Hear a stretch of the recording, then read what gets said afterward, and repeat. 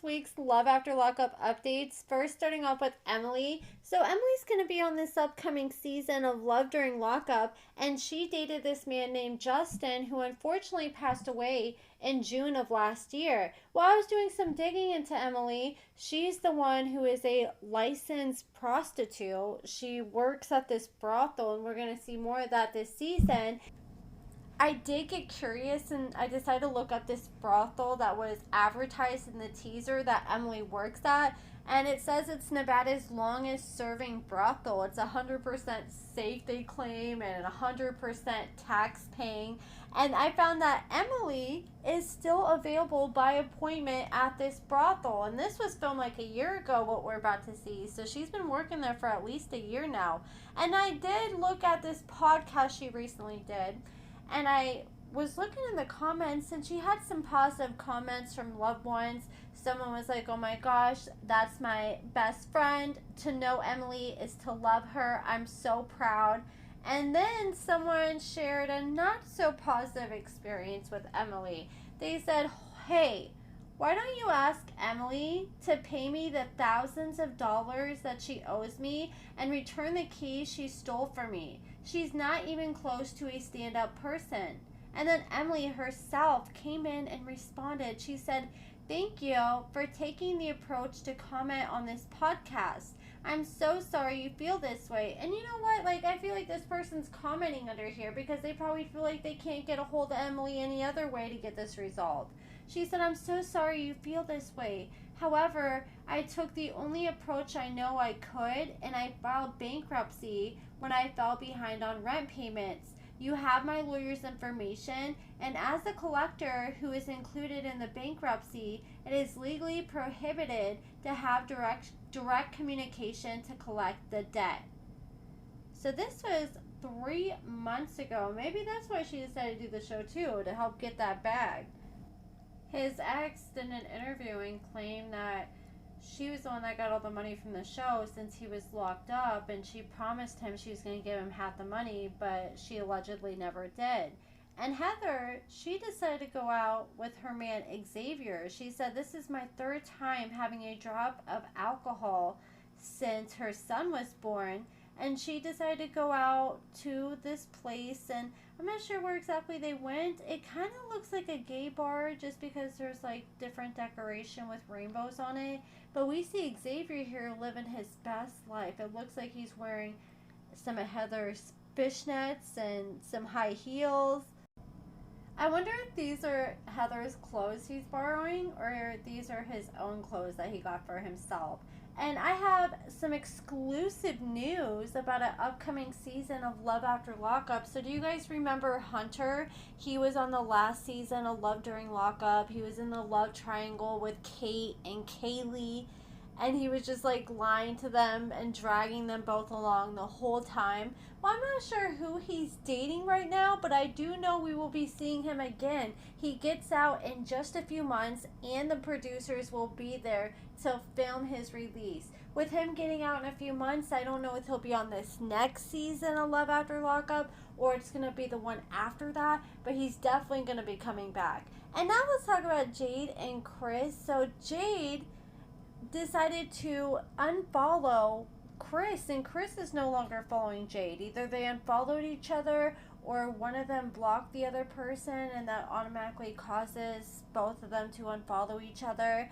And she has completely scrubbed him off her TikTok and Instagram pages. So I'm starting to speculate that she probably ended up leaving his ass, which I honestly wouldn't be shocked because the man was just arrested a month ago for DUI after he was driving drunk and tried to pull out the driveway and literally hit a tree pulling out the driveway, and then almost hit his daughter who was trying to stop him from driving, and she ended up calling the police. He was arrested, and this is all while they have a baby that's only a few months old. I figured Chris was going to have a hard time adjusting after he got out, just with the fact that he's never been sober his whole adult life. And Jade kept saying, oh, I can fix him. He just needs a nice, healthy, loving home. But I mean, he also has personality issues. He has borderline personality disorder. He has anxiety. I'm sure he has a bunch of past trauma that is unhealed. Chris even tried to use his personality disorder as a defense in court when he was sent to prison for his case. He was like, look, this personality disorder made me do it. And the judge was like, I believe that you're messed up, and I have a hard time believing that you'll ever be able to walk a straight, narrow line. But he said that he knew that Chris knew what was right and what's wrong was wrong, because he purposely did things to try to hide his crime and cover up. So he knew what he was doing was wrong. I'm sure drinking just amplifies his personality disorder, and not in a good way. And now let's talk about Tennie and Rob. So they finally welcomed their daughter into this world. She ended up posting, she's here, she's so beautiful and healthy, we love her so much already. She said that she's breastfeeding, and she ended up latching, and they haven't had any issues in that department. Hopefully her and Rob's mom are still on good terms, and she can meet the baby soon if she hasn't already. She did post a video of the baby meeting her siblings for the very first time, and they look very excited.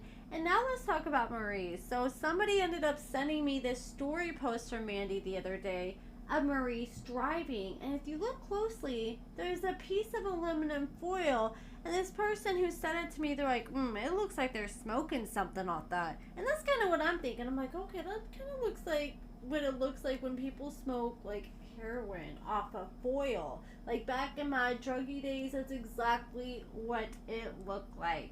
But then I did post this on Instagram because I wanted to see what other people thought, and some people were saying that they believe it's an ashtray, like a ghetto ashtray that they're just using to ash their weed or their cigarettes.